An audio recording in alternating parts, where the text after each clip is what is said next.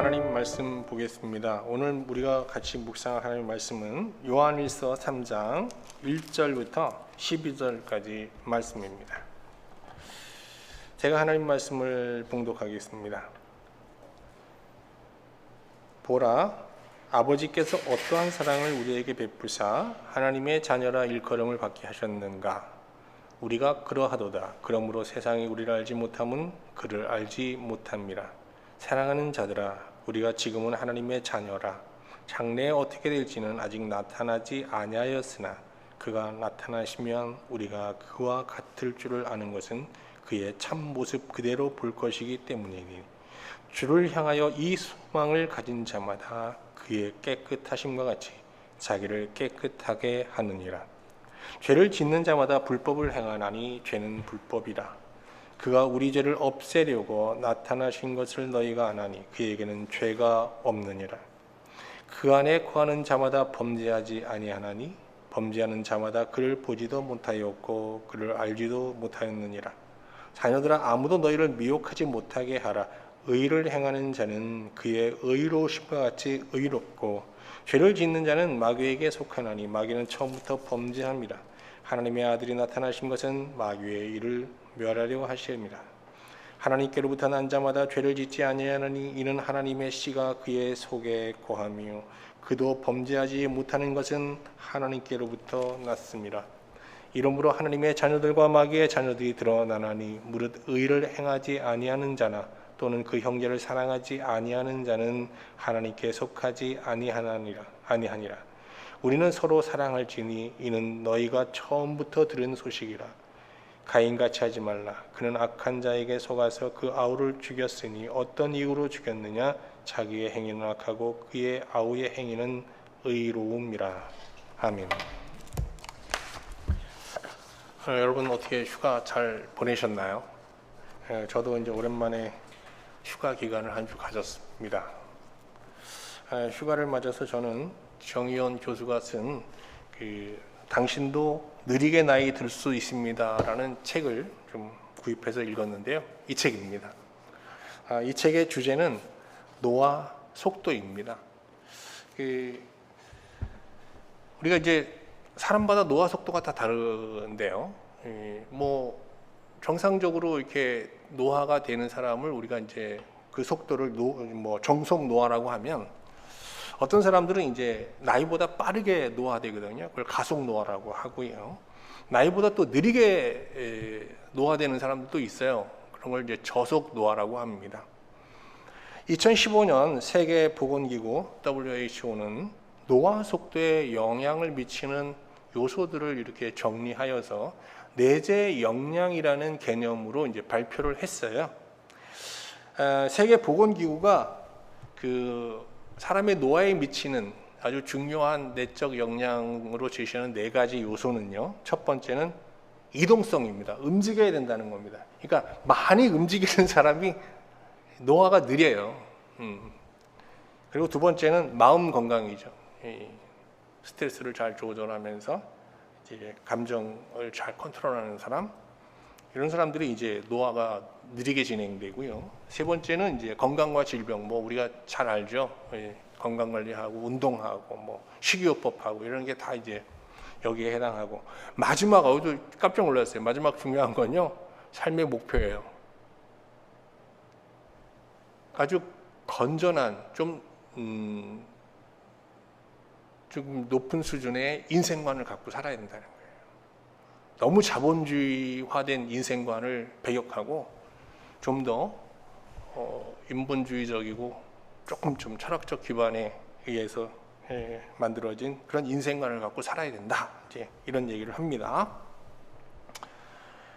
그래서 이 책의 저자는 이제 초장수 시대를 맞은 현대인들이 어차피 오래 사는데 병을 갖고 오래 사는 유병장수가 아니고 좀 건강한 상태에서 살다가 이게 갑자기 이렇게 건강이 쇠락해서 죽는 게 복된 거잖아요. 이걸 무병장수라고 하는데, 우리가 이렇게 무병장수하려면 내재의 역량을 키워나가야 된다고 얘기하는 거예요. 하나만이 아니라 이 4가지 요소를 균형 있게 성장시켜 나가야 된다라고 이제 외치고 있습니다. 저는 이 책을 이렇게 보면서 신자는 이 내재 역량과 함께 뭔가 이것만으로는 좀 우리의 남은 인생을 산다는 게 좀 부족함을 느껴서 고민하다가 영적 역량이라는 걸 더불어 좀 성장시키며 살아야 되겠구나라는 좀 깨달음을 얻게 되었어요. 그러면서 한 구절이 떠올랐는데요. 고린도 후서 4장 16절 말씀이에요. 한번 같이 보겠습니다. 우리가 낙심하지 아니하노니 우리 겉사람은 낡았지나 우리 속사람은 날로 새로워지도다. 자, 우리 겉사람이 뭐예요? 이게 그냥 몸이잖아요. 우리 몸. 우리 몸, 겉사람 몸은요, 노화의 지배를 받아요. 그죠? 노화를 거부할 수 없어요. 속도를 늦출 수 있지만 거부할 수는 없잖아요. 그런데 우리 속사람, 영혼이잖아요. 우리 속사람은 어떻게 해요? 노화의 영향을 받아요, 안 받아요? 안 받아요. 거꾸로 어떻게 될 수 있어요? 더 젊어질 수 있어요. 더 새로워질 수 있어요. 제가 이 책을 다시 한번 보면 이 책은 그 속사람을 놓치고 있는 거죠. 근데 우리가 내재 역량을 키우는 거 신자에게도 어떻게 해요? 중요하죠. 더불어서 내재 역량과 함께 우리는 어떻게 해요? 영적 역량이라고 할 수 있죠. 우리 어떤 속사람을 새롭게 하는 영적 역량을 더불어 이제 키워나가면서 이 두 개의 역량을 함께 이제 성장시키며 살아야 되는 거죠. 이 내재 역량과 영적 역량에 의해서 만약에 신자를 구분하면 뭐 이렇게 구분될 수 있을 것 같아요. 뭐 가장 이상적인 건 뭐겠어요? 이상형은 높은 내재 역량과 높은 영적 역량을 함께 이렇게 유지하면서 살아가는 거겠죠. 그럼 이 사람은 어떻게 살아요? 이게 주님 부르시는 그날까지 건강을 유지한 상태에서 어떻게 영적으로 충만한 가운데 많은 사람에게 정말 뭐 흔히 말하는 선한 영향을 미치면서 살 수 있는 거예요. 가장 이상적인 거죠. 둘째는요, 이제 보통 우리 좀 한국 교회는 그동안 이게 내재 역량 같은 거 좀 무시하고요. 뭐에만 집중하라고 그랬어요? 그냥 영적 역량에만 집중하며 살 것을 많이 얘기했잖아요. 그런 사람은 우리가 이제 신앙형이라고 얘기할 수 있겠죠. 신앙 중심형. 내재 역량은 조금 낮고 대신 어떻게 그냥 영적 역량에만 매진하며 사는 유형의 사람 신자입니다. 세 번째는요, 그냥 내재 역량은 높은데 어떤 영적 역량은 굉장히 낮은 신자가 있을 수 있죠. 주일날 예배 한번 드리는 거로 딱 끝나고 그냥 운동 열심히 하고 막 식이요법 하고 그냥 자기의 건강과 어떤 뭐 건전한 삶을 위해서 최선을 다해서 막 열정적으로 살아가는 그런 신자 있어요, 없어요? 제가 홍콩에서 목회할 때요, 그 교회 오는 동안에요, 그 몸 관리하려고요, 운동을 하면서 땀 범벅이 돼서 오시는 분이 있었어요. 그래서 그분 헌금은 항상 그 땀에 젖어 있었어요. 전형적인 이런 사람은 이제 관리형 신자. 뭐 내적 역량은 내재 역량은 높은데 영적 역량은 조금 낮으신 분이라고 볼 수 있겠죠. 마지막으로는 어떻게 해요? 낮은 내재 역량과 낮은 이제 영적 역량을 갖고 살아가는 분인데 거의 자포자기형입니다. 그냥 방임된 상태에서 하는 거죠. 여러분은 어떤 유형의 신자이신가요? 뭐 신앙형 신자나 관리형 신자 다 뭐 괜찮죠. 이 정도만 해도 훌륭한 거죠, 사실.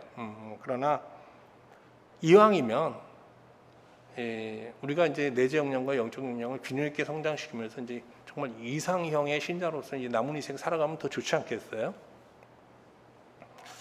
그러면 우리의 영적 역량을 끌어올릴 수 있는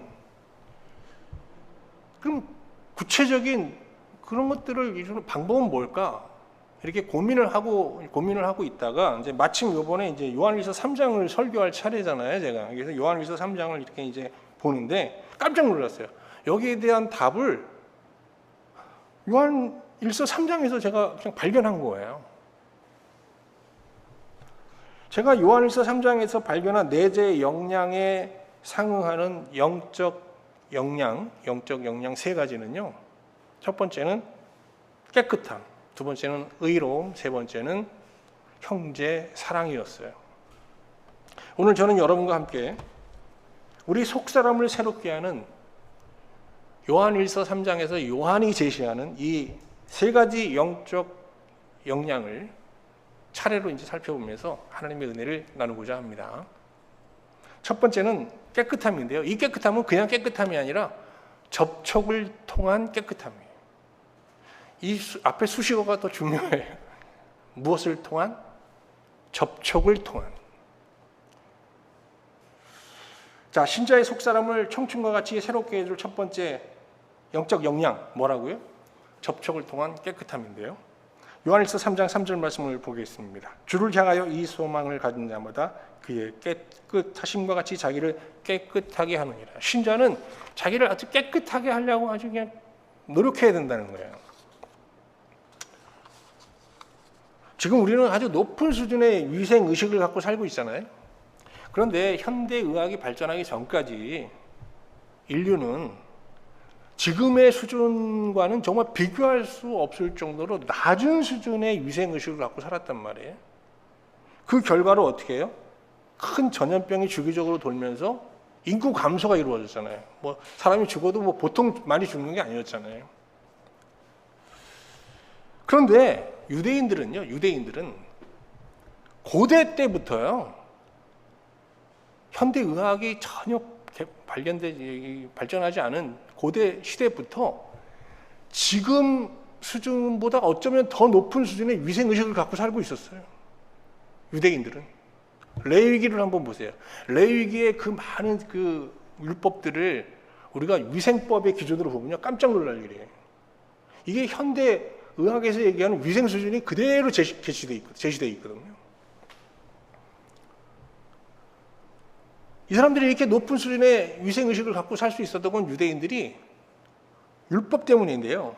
율법은 사람의 몸을 부정하게 하는 모든 것을 금하고 있고요. 또 깨끗함을 추구하도록 법으로 명령하고 있어요. 그래서 유대인들은요, 잘 아시죠? 위생의식이 낮은 이방인들은 아예 만나기를 꺼려하고 같이 음식도 안 먹어요. 그리고 음식을 먹기 전에는 어떻게 하죠? 반드시 손을 씻어요. 그러면 예수님은 유대인으로 이 세상에 오셨잖아요. 그럼 이런 위생법을, 야, 너희들 대단하다 하시면서 이제 존중했어야 되는데 하찮게 여기셨어요. 그래서 필요에 따라서는 이방인들과 접촉도 하셨고요. 또 어떻게 해요? 바쁘실 때는 유대인의 관습을 어기고 그냥 씻지 않고 음식을 드시기도 했던 거예요. 제자들도 마찬가지고. 그러자 바리새인과 서기관들이 예수님을 찾아와서, 아니 당신과 제자들은 왜 손을 씻지 않고 음식을 먹느냐? 왜 유대인으로서 부정한 삶을 살아가냐라고 이제 따지지 않습니까? 그때 예수님께서 그들의 이런 신문성 질문에 이렇게 대답하십니다. 마가복음 7장 20절. 아주 정말 유명한 구절인데요.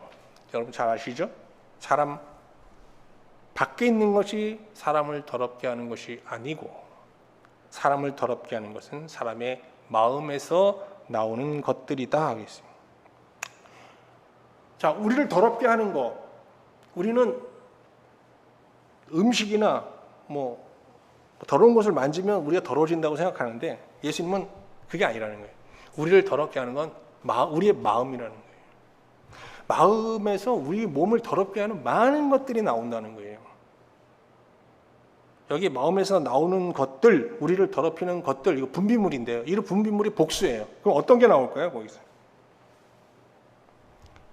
악한 생각, 음란, 도둑질, 살인, 간음, 탐욕, 악독, 속임, 음탕, 질투, 비방, 교만, 우매함 등등.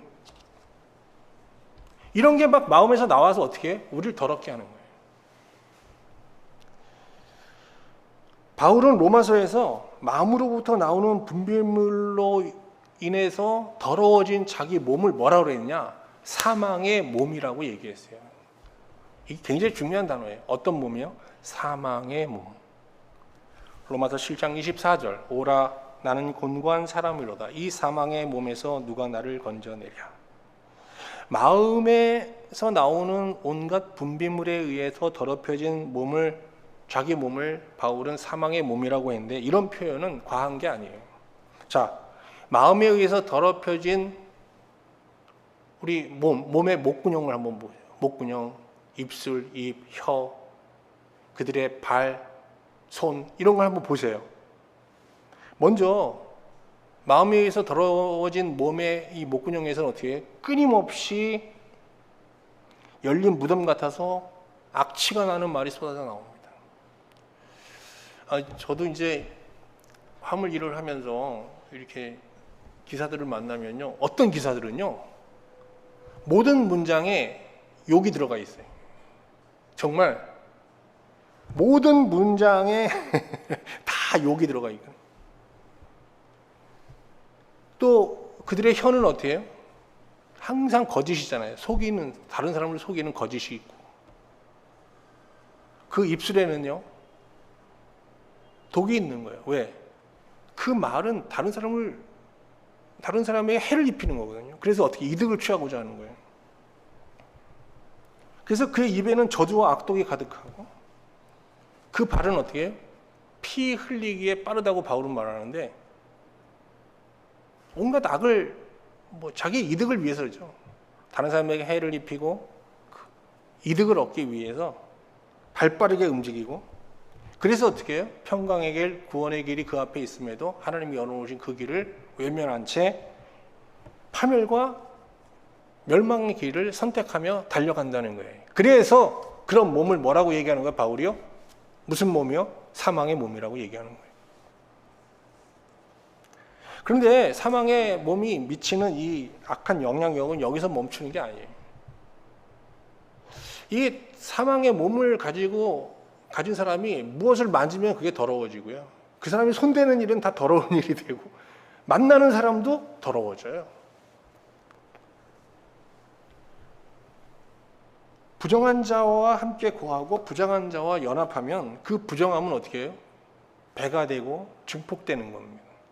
우리가 외로움을 참 외롭잖아요. 그래서 사람들은 다 공동체, 모든 사람이 함께 모여 사는 공동체를 이제 이상으로 생각해요. 꿈꾸며 사는데, 공동체의 삶이라는 게 이상적이지만 실제는 어떻게 해요? 모이면 어떻게 돼요? 거긴 죄가 배가 되거든요. 그래서 그 공동체의 실상은 비극으로 끝나는 경우가 많죠. 부정한 사람들이 모인 공동체는 죄가 창궐하게 되는데, 죄가 창궐한 공동체를 성경은 뭐라고 그러죠? 세상이라고 그래요. 세상. 그런데 하나님은 이 세상에 대해서 진노하시죠. 진노하시면서, 근데 문제는 뭐냐? 하나님의 딜레마가 여기 있어요. 또 사랑을 하세요. 여러분 이 마음 아세요? 너무너무 사랑하는데 또 분노가 같이 끌어오르는 거. 우리 자식 키울 때 이래요. 하나님은 세상을 구하시기 위해 죄 없으신 자기 아들을 죄가 창궐한 세상으로 보내시게 되는데, 그가 바로 우리가 믿는 예수 그리스도이시죠. 그리스도는 죄 없으신 분으로 이 땅에 오셨는데, 그가 이 땅에 오신 목적은 뭐예요? 우리의 죄를 사하기 위해서 오신 거예요. 요한일서 3장 5절, 그가 우리 죄를 없애려고 나타나신 것을 너희가 아나니 그에게는 죄가 없느니라. 복음서에 보면요, 예수님과의 접촉을 시도하다가 깨끗함을 받는 사건이 여럿 나와요. 그 대표적인 거는 12해 동안 혈류병 걸렸다가 이제 예수님의 옷을 만지고 나음받는 이 혈류병 걸린 여인의 치유 사건인데, 이 여자는 아마 부정한 사람과의 접촉을 통해서 이 혈류병에 걸린 것 같아요. 그래서 12년 동안 부정한 여자 취급을 받으며 살았단 말이죠. 그런데 어느 날 예수님을 보게 되는데, 예수님을 보니까 죄가 없으신 거예요. 정말 너무나도 깨끗하신 분이에요. 그러니까 이 여자가 반대로 생각한 거예요. 내가 저분의 옷만 만져도 자신이 깨끗해질 수 있다는 생각을 한 거예요. 여러분 이 생각이 동의하세요, 안 하세요? 좀 엉뚱한 생각이잖아요. 그런데 이 여자는 이 생각, 자기 생각대로 몰래 예수님 뒤에 가서 예수님의 옷자락을 탁 만지거든요. 근데 이게 놀라운 일이 생긴 거예요. 정말 깨끗해졌어요. 우리 신자도 이 여인과 같은 생각을 하면서 끊임없이 예수님과의 이 마음과 접촉을 시도해야 되는 거예요. 우리 마음과 예수님의 마음의 접촉을 계속 시도해야 되는 거예요. 누구처럼? 이 12의 혈류병 걸린 여인처럼. 예수 그리스도를 믿기 전, 예수 그리스도와 마음과 이렇게 접촉되지 않은 우리의 마음에 대해서는 앞에서 말씀드린 대로 온갖 죄악의 분비물이 계속 쏟아져 나오거든요. 마음이라는 게요, 여러분, 생물이에요. 아니, 뭔가 물을 막 계속 뭔가 뿜어내는 샘물과 같은 거예요. 샘과 같은 거예요. 우리 아담의 본성의 지배를 받는 우리의 마음은요, 계속 악한 것, 부정한 것을 계속 뿜어내거든요. 사망의 분비물을 뿜어낸단 말이에요. 그래서 우리가 눕는 것, 앉는 것, 우리가 접촉하는 사람 다 부정케 하는 거예요. 또 우리 안에 어떤 쓴뿌리가 있잖아요. 그런 쓴뿌리로 인해서 우리는 어떻게 해요? 또 다른 사람에게 상처를 주고, 저도 그런 경험이 있고, 저도 자식들한테 사랑만 베푼 게 아니라 또 상처도 주면서 이렇게 살아왔죠. 요새 만날 때마다 사죄하고 용서를 구하고 참 어렵습니다. 그런데 이렇게 우리가 우리의 과거를 생각하면 참 절망하면서 이렇게 비통해지기도 하는데, 그런데 말이죠, 우리가 이런 마음을 가지고 예수님께 나와서 예수님과 마음의 접촉을 시도하면 어떤 일이 일어나냐? 예수님께서 우리의 마음을 일단 씻어내시고 우리의 마음을 비우시고 거기에 그리스도의 마음을 채워주시거든요. 그러면 그리스도의 마음에 의해서 우리 안에서 이렇게 그 사망의 분비물이 아닌 뭔가 다른 물이 막 솟아나와요. 그거를 성경은 뭐라고 그러냐면 생수라고 그래요. 왜 생수라고 하느냐? 이 물은 모두 더러운 것을 깨끗게 하면서 동시에 죽은 것을 살려내거든요. 그래서 생명의 물, 생수라고 하는 거예요. 그러면 이렇게 그리스도의 마음을 갖고 이렇게 생수가 나오는 마음을 갖고 우리 신자가 살면 어떻게 해? 내가 앉는 곳이 깨끗해져요. 내가 만지는 일이 깨끗해져요. 내가 만나는 사람의 마음도 어떻게 해요? 조금 깨끗해져요. 다 놀라지를 않으시네. 이게 굉장한 일이 일어나는 거잖아요. 우리 인격의 변화가 일어나서 일어나는 게 아니에요. 마음에서 어떤 물질이 나오냐에 의해서 달라지는 거예요. 응? 우리가 날마다 십자가 앞에 나아가서 우리의 이 부정한 마음을 십자가에 못 박아 주시기를 간구하면서 그리스도의 마음을 구하고 그 그리스도의 마음을 접촉하게 될 때 이런 변화가 일어나는 거예요. 이게 바로 우리 신자들이 하나님 앞에 매일매일 구해야 할 첫 번째 영적 역량 깨끗함인 거예요. 매일 운동하는 거 중요하죠. 매일 식이요법 하는 거 중요하죠. 그거보다 더 중요한 게 근데 뭐예요? 매일 십자가 앞에 나가서 우리 부정한 마음을 못 받고 생수가 쏟아나오는 그리스도의 마음을 구하는 거예요. 이거보다 더 중요한 일이 있을까요?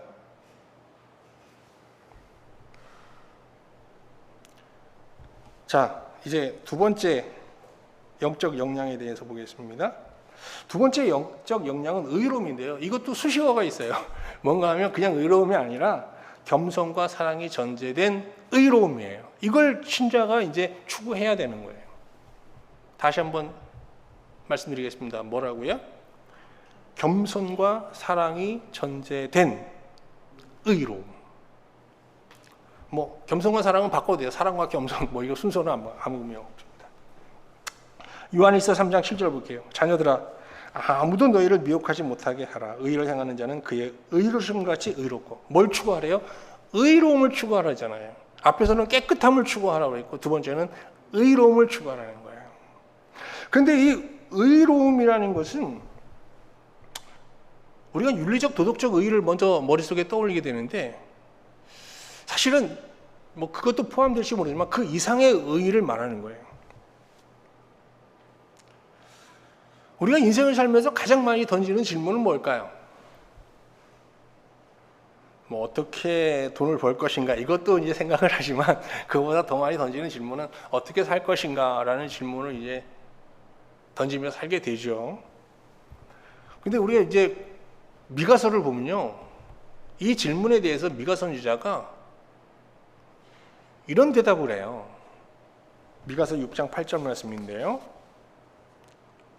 사람아, 주께서 선한 것이 무엇인지를 보이셨으니 여호와께서 너희에게 구하는 것은 오직 공의를 행하며 인자를 사랑하며 겸손히 내 하나님과 동행하는 것이 아니냐 그랬어요. 미가 선지자는 인생 어떻게 살아야 하는 겁니까? 라는 이 신자들의 질문에 세 가지로 대답하고 있는 거예요. 공의와 사랑과 겸손이. 여기서 공의라는 거는 요한이 얘기하는 의로움이거든요. 똑같은 단어예요.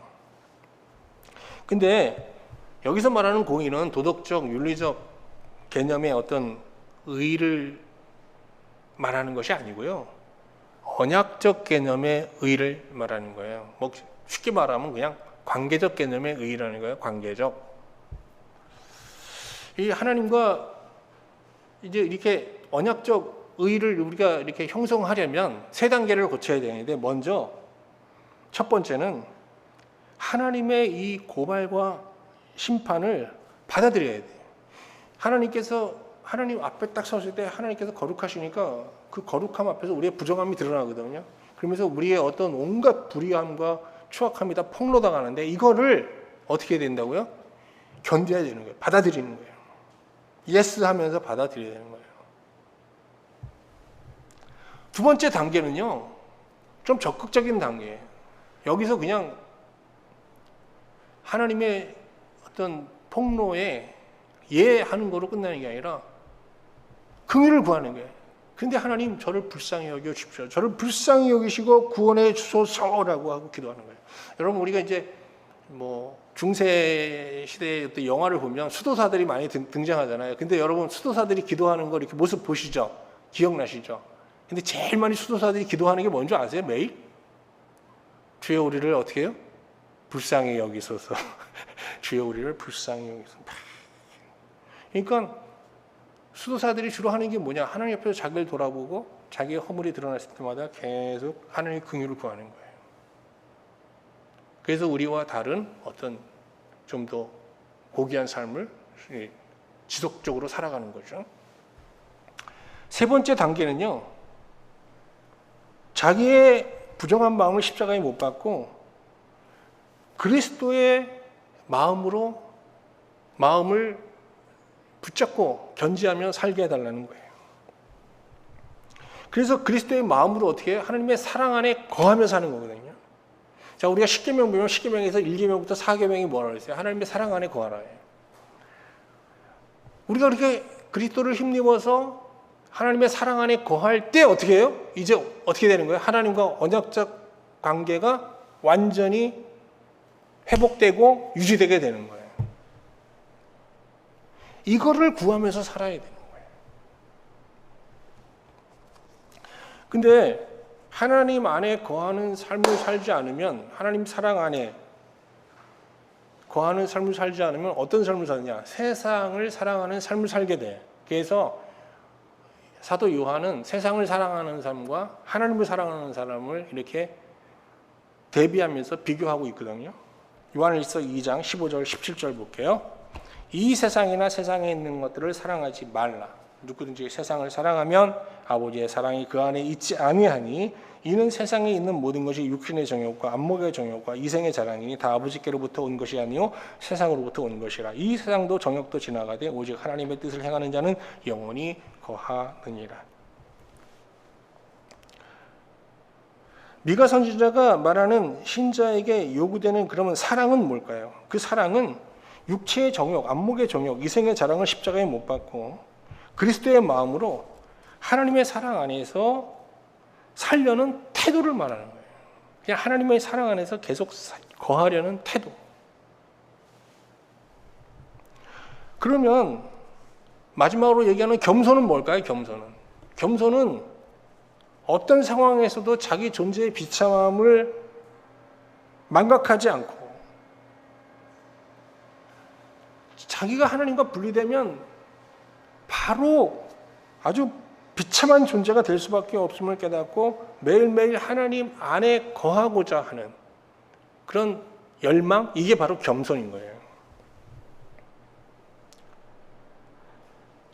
이상에서 이렇게 쭉 보듯이 하나님께서 신자에게 기대하시는 의는 도덕적, 윤리적 개념을 초월한 겸손과 사랑이 전제된 언약적 개념의 의로움인 거예요.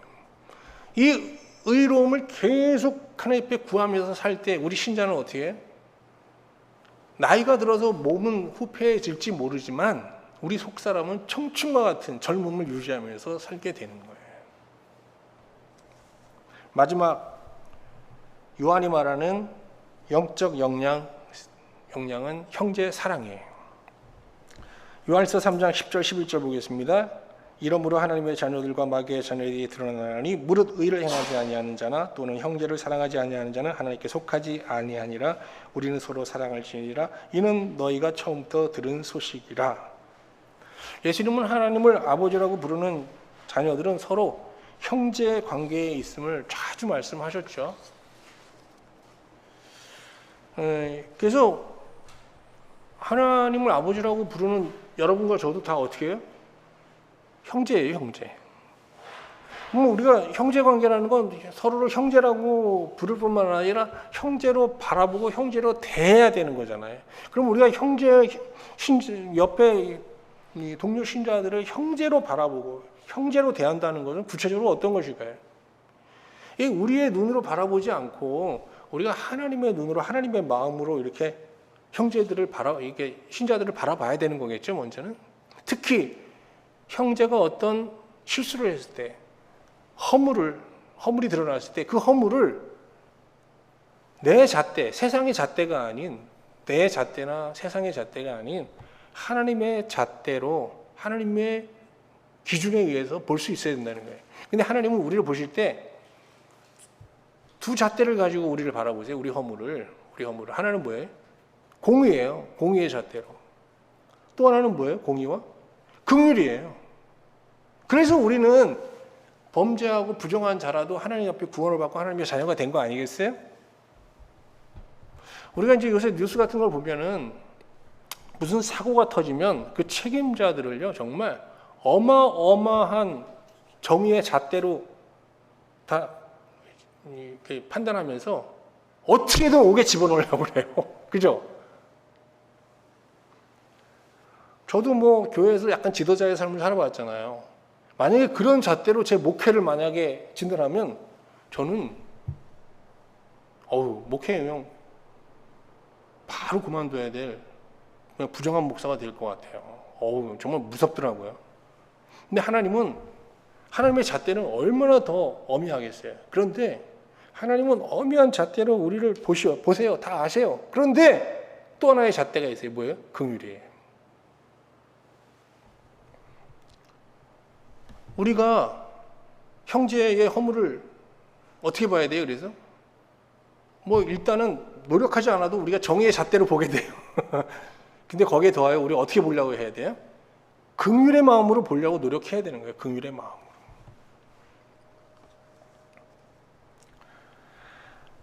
근데 만약에 신자가 형제의 허물을 하나님의 잣대, 긍휼의 잣대가 아니라 정의의 잣대로만 판단한다. 그러면 어떻게 해요? 훗날 그는 하나님 앞에서 긍휼 없는 공의의 잣대로 심판받게 될 거다라고 주님이 경고하세요.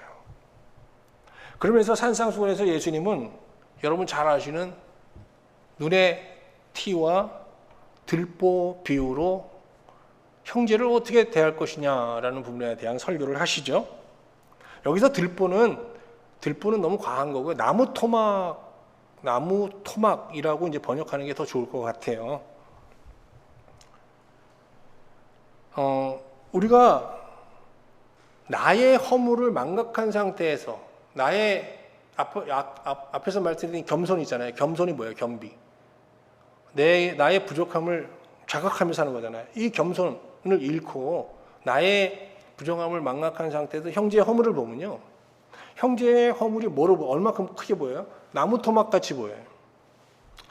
그런데 만약 우리가 우리의 허물을 자각한 상태에서 형제의 허물을 보잖아요. 그러면 그게 티로 보인다는 거예요.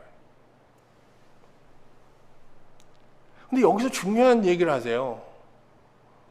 그 형제의 눈에 있는 티를 보면서 신자는 어떻게 해요? 자기 안에 있는 들보, 나무 토막을 보는 거예요. 그래서 형제의 허물을 보고 막 정죄하고 분노하기 전에 먼저 이걸 빼내요. 하나님 앞에서. 그리고 밝은 눈이 되잖아요. 그러면 어떻게 될 수 있다고 그래요? 형제의 눈에 있는 티를 어떻게 해요? 뽑아줄 수 있다는 거예요. 그를 어떻게 해요? 깨끗하게 해줄 수 있고 그를 회복시켜줄 수 있다는 거예요. 그런 역량이 생긴다는 거예요. 그래서 신자는 형제의 허물을 보면 바로 뭐부터 해야 돼요? 정죄가 아니라 어떻게 돼요? 나를 돌아보고 그 티끌을 통해서 뭐를 발견해야 돼요? 자기 안에 있는 나무 토막, 들보를 찾아내야 되는 거예요. 그러면 이런 실제적인 방법은 뭐냐? 어떤 형제가 자기 허물을 얘기했어요. 그러면 자, 그럼 우리 세 가지 반응을 할 수 있어요. 누가 허물을 얘기했어요? 하나님께서 당신의 죄를 용서해 주시기를 원합니다 하는 긍휼의 마음을 먼저 나타낼 수, 긍휼의 태도를 보일 수 있겠죠. 또 하나는 뭐예요? 어떻게 신자로서 그런 죄를 범할 수 있냐고 분노하면서 정죄할 수도 있겠죠. 세 번째는 뭐겠어요? 그가 자기 허물을 얘기했을 때 그 허물을 통해서 자기의 들보를 발견하고 어떻게 해요? 함께 죄를 고백하는 거죠. 이게 먼저라는 거예요. 그랬을 때 우리 공동체는 어떻게 되죠? 함께 하나님 앞에 우리의 부정함을 고백하는 고백 공동체가 되는 거예요. 자, 여기서 우리 전도사님이 먼저 허물을 고백했어요. 그러면 나는 어떻게 해요? 나의 더 큰 허물을 고백했어요. 저기 또 우리 사모님 더 큰 허물을, 저기 우리 조감독이나 네 분이 더 큰, 그럼 여긴 다 어떻게 해요? 우리 허물이 엄청난 허물을 다 고백하는 공동체가 되잖아요. 근데 거기에는 어떻게 하나님이 임재하시게 되잖아요. 그리고 어마어마한 하나님의 긍휼을 경험하고, 이게 바로 세상과 교회가 달라야 하는 가장 큰 차이인 거예요.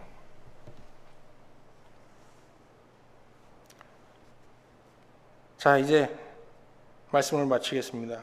오늘 저는 여러분과 함께 신자의 속사람을 날마다 새롭게 할 수 있는, 청춘과 같이 젊게 할 수 있는 세 가지 영적 역량에 대해서 같이 한번 쭉 살펴보았어요. 하나님은 여러분과 저에게 이 세 가지 역량을 통해서 우리의 속사람을 정말 청춘과 같이 새롭게 하기를 원하십니다. 남은 인생 우리가 몸의 노화를 막을 수는 없어요. 그러나 나이가 들면 들수록 더 새롭고 더 활기차고 더 충만한, 더 세상에 유익한 그런 존재로 우리가 변화되기를 원하시는 겁니다. 그런 삶이 가능할 수 있는 거고요.